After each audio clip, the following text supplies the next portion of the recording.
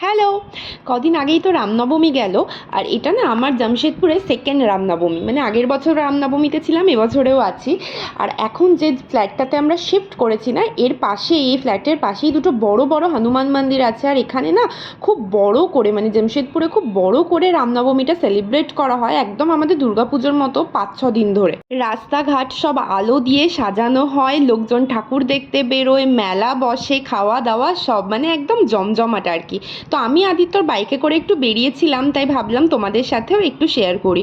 আর সবার বাড়িতে জানো তো এরকম ঝান্ডা লাগানো থাকে, আর এই বড় বড় ঝান্ডাগুলো তো প্রতিটা মন্দিরেই থাকে। আর এগুলোর উচ্চতা প্রায় 4 তলা 5 তলার সমান। দশমীর দিন মানে প্রসেশনের দিন আর আলাদা করে বেরোনো হয়নি। আমি যে ফ্ল্যাটে থাকি সেই ফ্ল্যাটের সামনে দিয়ে যে কটা প্রসেশন গেছে সেগুলোর কয়েকটা ক্লিপ নিয়েছি, এটা তার মধ্যে অন্যতম।